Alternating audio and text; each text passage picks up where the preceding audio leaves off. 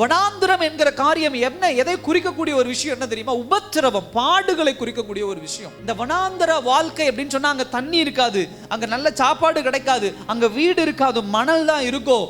வனாந்திர வாழ்க்கை அப்படிங்கிறது ஒரு வறண்டு போன ஒரு வாழ்க்கை, உபத்திரவத்தை குறிக்கக்கூடிய ஒரு வாழ்க்கை. தாவீது எங்க வாழ்ந்து கொண்டிருக்கிறார்? ஒரு உபத்திரவமான ஒரு வாழ்க்கை வாழ்ந்து கொண்டிருக்கிறார், ஒரு வனாந்திர வாழ்க்கை வாழ்ந்து கொண்டிருக்கிறார். அப்படி வனாந்திர வாழ்க்கையும் உபத்திர வாழ்க்கையும் வாழ்ந்து கொண்டிருக்கிற தாவீது சொல்றாரு, நான் உம்மை ஆராதிப்பேன் என்று சொல்லி. ஹல்லேலூயா. ஆராதிப்பதுதான், நல்லா கவனிங்க, தேவனை ஆராதிப்பதுதான்.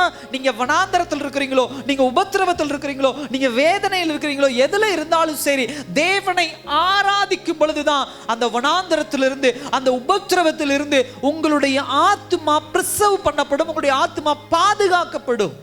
என்னுடைய மாம்சம் எப்படிப்பட்ட உபத்திரவத்தில் வேணா இருக்கலாம், என் மாம்சம் எப்படிப்பட்ட பலவீனங்கள் வேணா இருக்கலாம், என் மாம்சம் எப்படிப்பட்ட அவச்சொல்களை என் காதுல கேட்கலாம், என்னுடைய மாம்சம் எப்படி வேணா என்னை தூக்கி எறிகிற வார்த்தைகளை கேட்கலாம், என் மாம்சம் மற்றவர்களை அடித்து என்னை உபத்திரவப்படுத்தலாம். ஆனா என்னுடைய ஆத்துமா சந்தோஷமா இருக்குது, என்னுடைய ஆத்துமா மகிழ்ச்சியா இருக்குதுன்னா அதுக்கு ஒரு காரணம், என் தேவனை நான் ஆராதிப்பது மாத்திரம்தான். ஹல்லேலூயா.